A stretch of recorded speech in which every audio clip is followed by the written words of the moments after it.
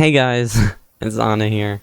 Recording this video for like the fourth time because A, it's either too long, or B, someone interrupts me. So today I'm going to be going over MLD Week 4 matchup and battle. I'm versing Dallas Starmies, which are 3-0 plus 9, and we are 1-2, I believe, -2 or -1. So not as good. I think we're -3 actually. We are not doing good. We're not starting off like MLD season 1. But I think I have a really good matchup this game. In my personal opinion, you can hold me to that word, I guess, but this is going to be a very interesting match. I don't know if you saw that, but their team is actually, I'll go off speed tiers first. Or I'll do it in speed tier order. Where is it? Okay. So they have Mega Beedrill, Alolan Persian, Latias, Terrakion, Landorus Eye, Miltank, Charizard, Rotamo, Alomomola, Sylveon, Registeel. His highest speed tier is 145. And we're like 7 months deep. When you go 7 months deep, the speed tier is only at 86. And if you go one more before that, it's at 100. So this team is very fast. It can punish you for just running slower mons. There's so many wall breakers on this team. So I mean, why would you even run a wall? Is my question, because I mean, something like Mega Beedrill is really good at doing that. Something like Terrakion is really good at wall breaking. Latias, I think, is a very underrated wall breaker / sweeper late game. It's really good end game. Landorus Eye is an amazing wall breaker with sheer force. Charizard is like the best wall breaker in Sun. Unfortunately, there's no Sun support. I don't know. Wait, what's his Dynamax captain? I probably should have done this before, but I don't know who your Dynamax captain is, so I need to know. Who am I versing? I am versing. Oh, his D-Max is Zard. Okay, so yeah. And his Z users are Landorus and Sylveon. Okay. So Landorus as a Z move user, that's fine, that's usual. Sylveon's interesting. So that's a note. And Zard, Solar Power, D-Max in the Sun is gonna be very, very difficult to deal with. That's part of the reason why something is coming this week. This team is very fast. Like I said, Trick Room can easily dismantle this team. Yeah, so let's get on with the team, because I'm going on way too long of a tangent, like 3 minutes. Okay, so Fortress is coming. It's just a suicide lead. I mean, getting up rocks is #1 priority, then Toxic Spikes, then Spikes, and then Explosion. If I can't get that order, that's fine. I'll improvise then. But yeah, I mean, as long as I get rocks up, I'm looking really nice. If Landorus Eye, since Landorus Eye is a Z move user, I expect it to always be running like not defog. So that's interesting. I expect Charizard not to run defog. I expect a lot of things on this team not to run defog. Maybe Rotamo will, and maybe Latias will. That's all I can see running defog, though. Most likely is Rotamo, though. So Stealth Rocks is going to be good for just getting chip, mainly on that Charizard, which is going to be insane this game. Probably, maybe, hopefully not. My next mon is going to be Peggy Zapdos. Running Scarf Zapdos this week, because Scarf Zapdos can literally, it beats every mon on this team. It beats Mega Beedrill, it beats Persian, it beats Latias. Well, actually, maybe it beats Latias. Depends. It has to be low health, like around 60%, maybe. We'll quickly calc it, but Heat Wave dismantles most of its tanks. Whatchamacallit? Volt Switching is really good to just get momentum. What is the monos? Latias. This is Mega, but who cares? Zapdos offensive. Ooh, whoa, that is a weird set. Okay. Scarf. Whatever, I don't think that matters. Modest. Let me just quickly Volt. Yeah, sure. Hidden Power Ice. Yeah, it's only doing like 30%, as you can see. Against not even a defensive Latios, so that's gonna be fun. But yeah, I mean, this mon just can pick apart my opponent's team at will from just being in the game. This team is very hyper offensive, in my opinion at least. And yeah, I mean, this is just an example of one of those mons. Next we'll move on to Angelica, my Salazzle, because this is another interesting mon. You might be like, oh, hyper offensive my ass because you're running Salazzle, Subtoxic Salazzle. The real reason why I'm running this set is because the fastest mon on the team is Mega Beedrill. After that, it's 115, and Salazzle's 117. So we can just get outspeeding that is going to be wonderful for this mon. And it's just going to give me really good speed control for this game. Yeah, I mean, this mon just does what it usually does. It's really good for Registeel counter. It's a really good just Alomomola counter, Sylveon counter, Miltank counter, counters everything. All the tanks at least, which is going to be really nice, especially if there's no Heal Bell this week. That would be even nicer, but I doubt it. Next, we'll move on to Prop, which is Porygon 2. You could see Trick Room. So you might be like, teleport Trick Room. Who abuses that on this team? The answer is no one so far. And then Recover. We'll talk about this later, but Recover is just for recovery option. Toxic is for getting some damage off. This mon doesn't need to be in on Registeel. It probably will never be in on Registeel. That's even saying if it will come this week. So yeah, this is defensive. This is 252 plus 4-speed EVs for, I believe, Sylveon or Registeel. So one of those. I think Sylveon. So I could just get that Trick Room before it does anything. Yeah, I mean, this mon is going to be absolutely amazing for getting that Trick Room up for one of my abusers, and that's not going to be A.Han. So, Sharpedo is insane this week. It's absolutely insane. It does damage to so many things. This is pretty much my Charizard counter, besides from, of course, Peggy. This mon can just get in and click Liquidation, Life Orb, do a bunch of damage. The only scary thing about Zard is definitely that max overgrowth. So I'm kind of hoping I can get it in before, get the rain up, and then get a speed boost and start sweeping. That's the ideal goal, because if I get in and Zard is already doing its thing, I can't really do anything. Crunch is here. It's Stab Dark, hits that Latios, which is kind of a problem for this team. I mean, what can take care of it besides this mon? Taunt is for stopping setup and stopping the tanks mainly. There's no Prankster. Or wait, why would that? Never mind. That doesn't matter. Earthquake is for the Registeel and just getting some nice damage off on it. I could run Close Combat, but I'd rather have Earthquake where I'm getting a Spadef boost and I'm doing more damage every turn, or at least the first turn. Because I think that's more important than personally getting a close combat boost. And just, yeah, those are my thoughts about this team. And let's go with our last mon, which is General Purr. Holy moly, is this mon threatening? This is my Trick Room abuser, and it outspeeds everything in Trick Room. And yeah, I mean, if there's 3 mons left, and I got Trick Room up, this mon will win. I originally had this as a Z-move user, with Close Combat as its Z-move, so I could deal with the Registeel.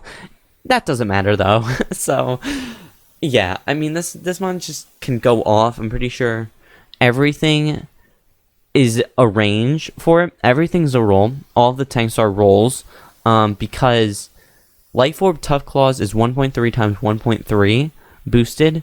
I think Miltank, if it's max defense, is a roll with rocks. Registeel's a roll with rocks. Sylveon's an automatic KO, and I think Alomomola is a roll with rocks. So this mon is really my tank's destroyer.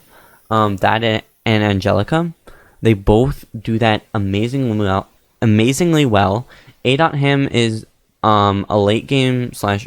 Actually, I can probably send this thing out turn 2 or 3, and it can just go off.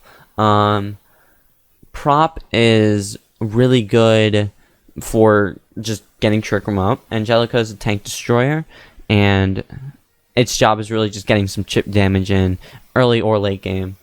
Peggy is speed control and I guess a pivot. I mean, it's really just speed control and hitting some nice damage on some nice mons and getting things in range of moves.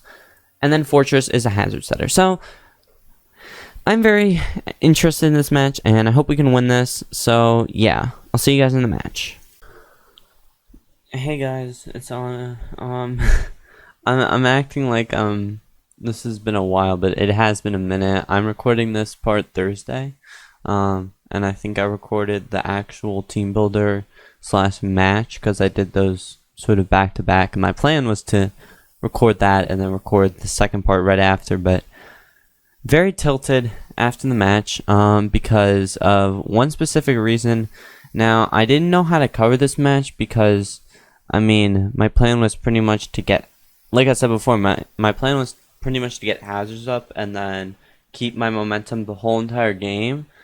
The only problem, like, he even, okay, so look, so let's put this on hyper fast. He let me set up all of my hazards that I needed, and then he killed me. And I was like, all right, perfect. Let me just get in my mon. Let me just get in Zapdos. Zapdos KOs Alomomola. So I'm pretty sure I volt switched here. Or no, I read that and empowered. Draco hits, and I'm like, all right, fair enough. It's Scarf because I'm running Scarf. So I bring in Porygon 2, and I'm like, all right. Literally, all I do here is I just teleport out because he's obviously going to switch after this. I trace levitate. Draco crits me. This matters so much. This crit is probably the reason why I go on to lose this game. And that's because no crit here ensures that I keep my momentum up and I can get my switch into, I don't even know, like, let's say my Sharpedo. Like, I can switch in my Sharpedo to it. Or I could switch in Berserker, because Berserker for sure is going to take a minus, 4, whatever thing. But instead, what I have to do here is I have to recover. Because I have to be, I'm pretty sure, I forget what this mon was, but I'm pretty sure this was my defensive anchor. This was like one of my only defensive mons, and it needs to be alive for Berserker to get Trick Room up for late game. So I couldn't have this mon low, so I had to recover there. If I don't recover there, and if I'm not in range of anything, I could have just teleported out and possibly gotten Salazzle, possibly gotten Zapdos back in, and I would have had momentum, and I could have done something here. Instead, it can just freely defog, get rid of all my hazards. Sure, I get a free Toxic, but hazards are a lot more important than Toxic. So it's going to be able to Volt Switch, and these kind of turns are stalling. I mean, it's a Black Sludge, Toxic, Body Slam, gets up rocks here as I go back into sub. It's very, very stally. Like I said, this mon had a really, really good matchup against my opponent, so it would be dumb for me not to take advantage. I have to sack Zapdos there. I can get this in. I'm pretty sure I was close to clicking something I had to sack. Psyshock, I'm able to recover. I can get Trick Room up and go into this. Unfortunately, though, for some dumb reason, I was just not thinking. In my mind, I was like, alright, he's probably going to make the Alomomola play. It makes the most sense. I mean, Iron Head here would be... It would do nothing, and I would take recoil, and I really cannot take recoil with this mon. Instead, I go for Play Rough, which is going to cost me this, and it cost me so much, because now I have to max guard. I get lucky with double max guard, but at this point, it doesn't matter. it's pretty much just playing for differential here. And this mon has no moves. It can't attack it. So yeah, I mean that's gonna be it. So I mean, this was the number one of the top teams. I don't think they're number one. I think they're number two now. And I'm recording this Thursday, and the week ended Wednesday. So pretty much this went really bad for me. I'm 1-3 -5, which I believe is in the bottom five, bottom six. So definitely not good. And then next we play literally the only other 4-0 team in the league. And then after that we verse the Scottish Superiors, which are a pretty good team. So I really did need to win the last 3 games that I played, or my first 3 games that I played, or at least win 2 of them.